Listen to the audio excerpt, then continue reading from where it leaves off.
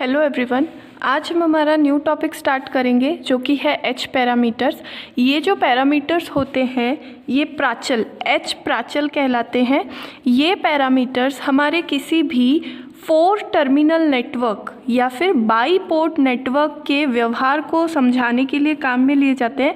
4 terminal और by port network, ये network क्या होता है ये मैं आपको पहले भी बता चुकी हूँ। ऐसा नेटवर्क जिसके अंदर 2 इनपुट टर्मिनल हो और 2 आउटपुट टर्मिनल हो। तो कुल मिलाकर के ऐसे टर्मिनल में 4 टर्मिनल होते हैं। ऐसे जो हमारे नेटवर्क होता है उसके अंदर 4 टर्मिनल होते हैं और 2 पोर्ट होते हैं। ये होता है पोर्ट 1 और ये होता है पोर्ट 2। तो इस टाइप का जब हमारा कोई सर्किट होता है तो उसके बिहेवियर को समझाने के लिए बहुत सारे पैरामीटर्स यूज़ किए जाते हैं। Y parameters, Z parameters, H parameters. उसमें एक बहुत इम्पॉर्टेंट पैरामीटर है एच पैरामीटर, जिसके बारे में हम आज सीखेंगे। ठीक है, अब ये हमारे लिए क्यों इम्पॉर्टेंट है? क्योंकि हम अभी इस यूनिट में बाइपोलर जंक्शन ट्रांजिस्टर्स को पढ़ रहे हैं और ट्रांजिस्टर के अंदर जो हमारा ट्रांजिस्टर होता है वो भी एक 4 टर्मिनल डिवाइस होता है जिसके अंदर 2 इनपुट टर्मिनल होते हैं, 2 आउटपुट टर्मिनल होते हैं। इसे हम बाईपोर्ट डिवाइस भी कहते हैं। ठीक है, तो इसीलिए किसी ट्रांजिस्टर या उसकी जो बिहेवियर है उसको शो करने के लिए एच पैरामीटर्स बहुत ज़्यादा यूज़ होते हैं। तो आज हम इसके बारे में सीखेंगे। तो सबसे पहले हमें पता है कि जब भी कोई 4 टर्मिनल डिवाइस होती है तो उसके अंदर 4 ऐसी चीज़ें होती हैं जो बहुत इंपॉर्टेंट होती है। वो 4 चीज़ें क्या है? Input voltage, input current, output voltage और आउटपुट करंट। ये 4 चीज़ें कह सकते हैं हम कि उसके बिहेवियर को या उसकी पूरी क्रियाविधि को दिखाने के लिए, शो करने के लिए सबसे ज़्यादा इम्पॉर्टेंट होती है। इन्हीं के बेसिस पर अभी तक हमने जितनी भी स्टडी की है, चाहे वो कैरेक्टरिस्टिक कर्व हो या लोड लाइन हो, जो भी चीज़ हमने पढ़ी है वो इन्हीं 4 चीज़ों पर डिपेंड करती है। अब किसी सर्किट को अगर हम इन 4 वेरिएबल्स के टर्म में शो करेंगे तो हमारे लिए उनका सल्यूशन ढूंढना या उन्हें सॉल्व करना बहुत ज़्यादा डिफ़िकल्ट हो जाएगा।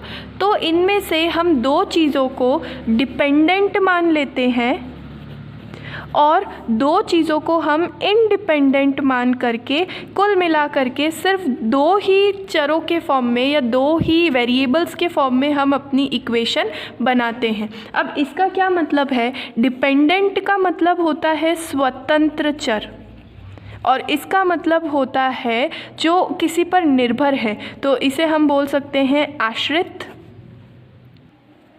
चर। ये चीज़ें आपने मैथ्स में भी पढ़ी होगी, डिपेंडेंट क्वांटिटीज़ और इंडिपेंडेंट क्वांटिटीज़। ठीक है, डिपेंडेंट क्वांटिटीज़ वो होती है जो इन पर निर्भर करती है। अगर आप इसे चेंज करेंगे तो इनकी वैल्यूज़ में भी क्या हो जाएगा? चेंज हो जाएगा। तो कुल मिला करके हम डिपेंडेंट को भी इंडिपेंडेंट की टर्म में शो कर देते हैं और हमारी जो इक्वेशन है वो 2 वेरिएबल्स के फॉर्म में आ जाती है। ये कैसे होता है ये मैं आपको समझाती हूँ। जैसे हमारे पास ये टोटल 4 वेरिएबल्स हैं। ठीक है, हम ये मान लेते हैं कि इनमें से कोई 2 वेरिएबल डिपेंडेंट है और कोई 2 वेरिएबल इंडिपेंडेंट है। अब इसको कैसे डिसाइड किया जाए? इसको इस तरह से डिसाइड किया जाता है कि हमारी जो इनपुट करंट है यानी कि I1, उसे हम इनपुट करंट को I1 मान लेते हैं और हमारा जो आउटपुट वोल्टेज है जिसे हम V2 मान लेते हैं। ये जो दोनों चीज़ें होती है, ये दोनों चीज़ें हमारे सर्किट के पूरे बिहेवियर को कंट्रोल करती है। अगर इनपुट टर्मिनल पर करंट को चेंज किया जाए तो सर्किट के अंदर पूरा का पूरा क्या हो जाएगा? चेंजेस हो जाएगा। और उसी तरह से अगर आउटपुट पर मिलने वाले वोल्टेज को चेंज किया जाए, जैसा मैंने आपको लास्ट वीडियो में लोड लाइन के टाइम भी समझाया था कि आउटपुट पर वोल्टेज कॉन्स्टेंट नहीं रह पाता है, इस वजह से हमें लोड लाइन के कॉन्सेप्ट की ज़रूरत पड़ती है। तो ये चीज़ कितनी इंपॉर्टेंट है। तो आउटपुट का जो वोल्टेज है वो भी क्या करता है? हमारे पूरे सर्किट को कंट्रोल करके रखता है। अगर आप इसकी वैल्यू में चेंज करेंगे तो आपकी सर्किट में बहुत सारी चीज़ें क्या हो जाएंगी? चेंज हो जाएगी। तो इन दोनों को हम मान लेते हैं इंडिपेंडेंट। क्या मान लेते हैं? इंडिपेंडेंट, स्वतंत्र चर। डिपेंडेंट का मतलब होता है आश्रित, जो किसी पर क्या रहे, निर्भर रहे, और इंडिपेंडेंट का मतलब होता है स्वतंत्र। तो इंडिपेंडेंट यानी इनको हम मान लेते हैं स्वतंत्र, जो खुद अपने आप में ही पूरी चीज़ों को क्या कर देते हैं, कंट्रोल कर देते हैं। और जो बची हुई दो क्वांटिटीज़ है, यानी कि आउटपुट करंट जिसे हम I2 बोलेंगे और इनपुट वोल्टेज जिसे हम V1 बोलेंगे, ये दोनों चीज़ें इन पर क्या करती है, निर्भर करती है। आप इनकी वैल्यूज़ को चेंज करोगे तो ये दोनों चीज़ें भी अपने आप क्या हो जाएंगी, चेंज हो जाएगी। तो इसे हम बोलते हैं आश्रित चर या फिर डिपेंडेंट वेरिएबल। समझ में आया? तो ये जो डिपेंडेंट वेरिएबल्स है ये इन इंडिपेंडेंट वेरिएबल की वैल्यू पर डिपेंड करेंगे, निर्भर करेंगे। तो इस चीज़ को मैं ऐसे भी लिख सकती हूँ, मैं इसको ऐसा लिख सकती हूँ, V1 is a function of I1 and V2। समझ में आया कि ये जो V1 होगा ये I1 और V2 का फंक्शन होगा, कि अगर आप I1 को चेंज करेंगे तब भी V1 की वैल्यू में फ़र्क आएगा, अगर आप V2 को चेंज करेंगे तब भी इस V1 की वैल्यू में फ़र्क आएगा। दूसरी चीज़ जो हमारी बची हुई है I2, इसको भी मैं ऐसा लिख सकती हूँ, I2 is a function of I1 and V2। इन दोनों में से किसी को भी चेंज करने पर I2 की वैल्यू में भी क्या हो जाएगा, चेंज हो जाएगा। तो इससे आपको समझ में आ गया होगा ये जो चीज़ें होती है ये डिपेंडेंट कहलाती है, और जिन पर ये चीज़ें निर्भर करती है वो हमारी क्या कहलाती है, इंडिपेंडेंट वेरिएबल। ठीक है, जैसे आप मैथ्स में लिखते हैं ना, y is a function of x, तो x अपने आप में ही अलग चीज़ है, अगर आप x को चेंज करेंगे तो y की वैल्यू में क्या हो जाएगा, ऑटोमेटिक चेंज आ जाएगा। तो y हो जाएगा डिपेंडेंट और x हो जाएगा हमारा इंडिपेंडेंट वेरिएबल। तो यहाँ तक आपको ये दो चीज़ें तो समझ में आ गई होंगी कि चार वेरिएबल्स के फॉर्मेट में इक्वेशंस को बनाना और उन्हें सॉल्व करना बहुत ज़्यादा डिफ़िकल्ट हो जाता है। इसलिए हम क्या करते हैं, दो वेरिएबल के फॉर्म में इक्वेशन को रिड्यूस करने के लिए कुछ पैरामीटर्स को इंट्रोड्यूस करते हैं, और उसको कैसे इंट्रोड्यूस करते हैं ये भी मैंने आपको पूरा समझाया। अब हम उन पैरामीटर्स को निकालने की कोशिश करते हैं। मैं क्या करती हूँ, इन दोनों इक्वेशन का पार्शियल इंटीग्रेशन करती हूँ, ठीक है, पार्शियल डिफरेंशिएशन करती हूँ, यानी कि इसका मैं टोटल डिफरेंशियल लिखती हूँ in the form of I1 and V2। तो इसे कैसे किया जाता है, देखिए dV1, ठीक है, इसका total integral will be equal to del V1 upon del I1 into dI1 plus del V1 upon del V2 dot dV2। इसी तरह से किसी की टोटल इंटीग्रल की टोटल डिफरेंशियल की इक्वेशन को लिखा जाता है। एक बार आप इसका I1 के रेस्पेक्ट में डिफरेंशिएशन करो, वो भी पार्शियल डिफरेंशिएशन, और उसे हम dI1 से क्या करते हैं, मल्टीप्लाई। दूसरी बार इस फंक्शन का V2 के रेस्पेक्ट में पार्शियल डिफरेंशिएशन निकालो और उसे dV2 से क्या करो, मल्टीप्लाई। ये चीज़ आपने मैथ्स में सीखी होगी। इसी तरह से मैं dI2 को क्या लिख सकती हूँ, del I2 upon del I1 into dI1, और यहाँ पर मैं क्या लिख सकती हूँ, del I2 upon del V2 into dV2। ये मैंने इनके क्या निकाले हैं, पार्शियल डेरिवेटिव की वैल्यूज़ को निकाला है। अगर मुझे यहाँ से इनकी टोटल वैल्यूज़ को निकालना हो तो मैं इसको ऐसा लिख सकती हूँ, V1 इज़ इक्वल टू, इस चीज़ को मैं एक पैरामीटर कंसीडर कर लेती हूँ। इस पैरामीटर को मैं कोई नाम दे देती हूँ, जैसे इसको मैं दे देती हूँ H11। ये दोनों चीज़ें 1 है ना, तो H11 I1 प्लस इस पैरामीटर को मैं दूसरा नाम दे देती हूँ H12। यहाँ 1 है, यहाँ 2 है, तो H12 इंटू V2। इसी तरह से मैं I2 को क्या लिख पाऊँगी, H21, तो H21 I1 प्लस यहाँ पर मैं लिख पाऊँगी H22 इंटू V2। तो आप देखेंगे कि हमने इन दोनों चीज़ों को सिर्फ दो वेरिएबल की टर्म्स में शो कर दिया। जैसे अगर मैं इसको मैं लिखूँ z is equal to X plus Y, यहाँ पर मैं लिखूँ t is equal to X plus Y, यानी मैंने दो इक्वेशन को सिर्फ दो वेरिएबल्स के फॉर्म में लिख लिया। तो ये जो पैरामीटर्स यहाँ पर मैंने लिखे हैं H12, H21, H22, इन्हें हम कहते हैं H पैरामीटर्स। ठीक है, ये हमारे सर्किट के बिहेवियर को शो करने के काम आते हैं। अब मैं एक एक करके इनका मतलब समझाती हूँ। H11 को मैं क्या लिख सकती हूँ, V1/I1। तो इसको मैं लिख सकती हूँ V1/I1। अब आप जानते हैं कि V/I क्या होता है, V/I होता है हमारा रेजिस्टेंस, है ना। रेजिस्टेंस होता है ओम्स लॉ से V = IR, तो V/I क्या होगा, R के बराबर होगा। अब रेजिस्टेंस को हम कह सकते हैं इम्पीडेंस, क्या कह सकते हैं, इम्पीडेंस, या हिंदी में इसे हम कह सकते हैं प्रतिबाधा, ठीक है, जिसके अंदर सारे ही कंपोनेंट्स की वैल्यू आ जाती है। और ये किस टर्मिनल की बात हो रही है, दोनों ही 1 है, यानी ये किसकी बात हो रही है, इनपुट इम्पीडेंस या फिर निवेश प्रतिबाधा की बात हो रही है, ठीक है। और इसके अंदर एक कंडीशन होती है जबकि V2 = क्या हो, 0। मैंने सिर्फ और सिर्फ ये वाली टर्म कंसीडर करी है, यानी मुझे इस टर्म को क्या बनाना पड़ेगा, 0। तो यहाँ पर मैं लिखती हूँ व्हेन V2 = 0, यानी हमारा जो आउटपुट सर्किट है उसे हमने शॉर्ट सर्किट किया है। Output circuit is short.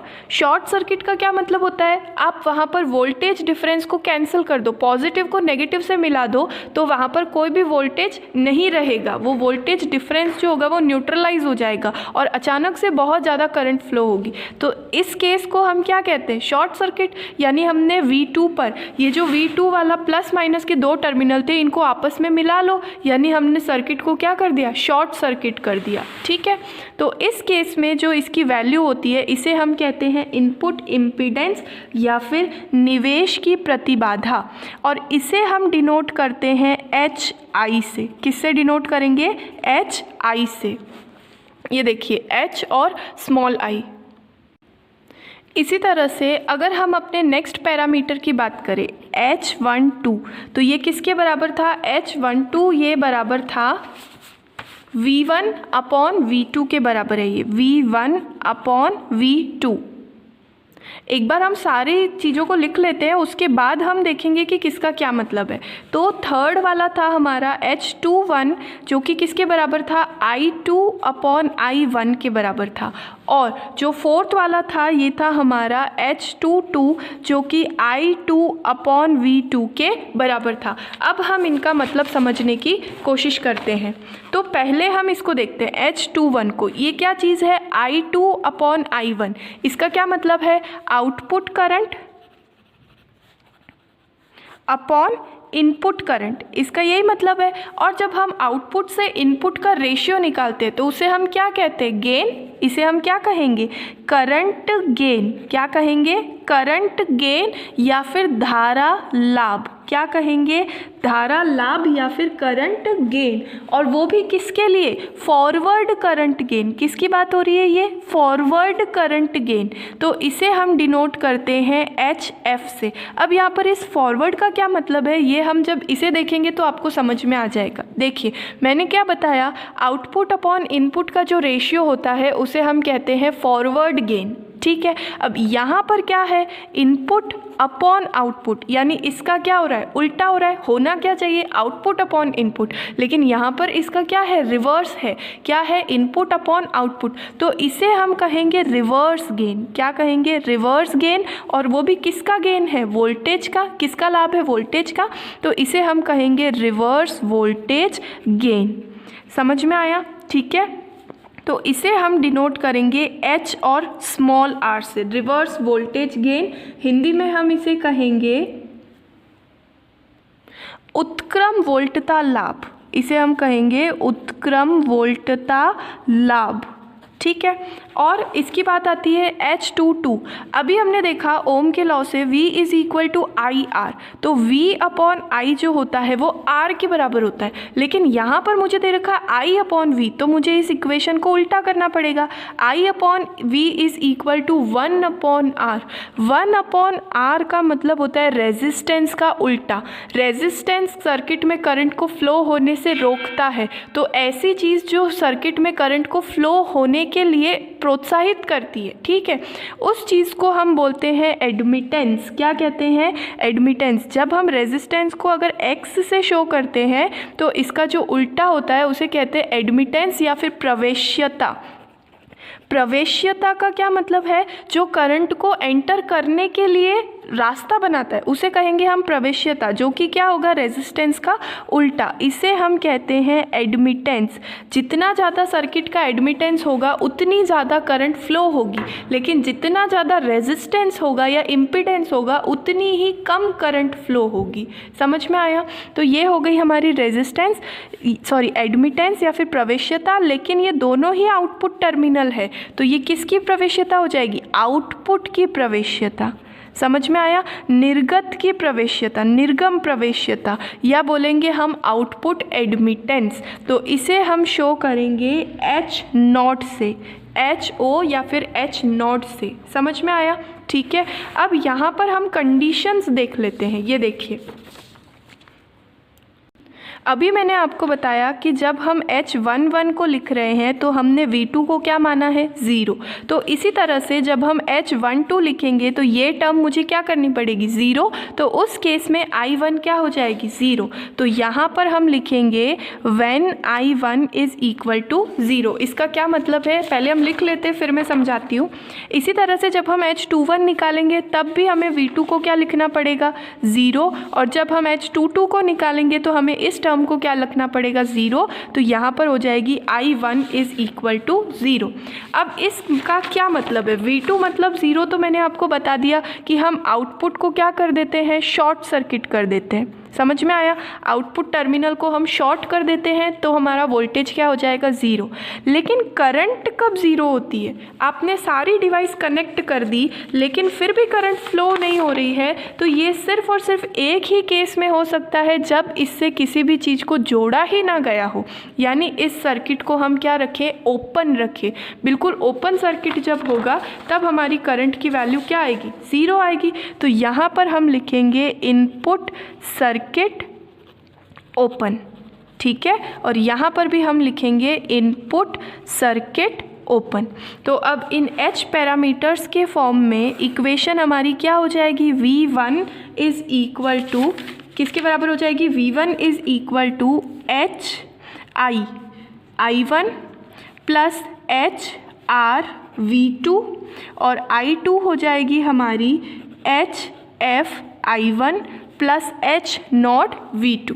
अब इन इक्वेशंस का क्या इम्पोर्टेंस है या इनको हम ट्रांजिस्टर के सर्किट का एनालिसिस करने के लिए किस तरह से यूज़ करते हैं, ये हम हमारे नेक्स्ट वीडियो में डिस्कस करेंगे। I hope you understand.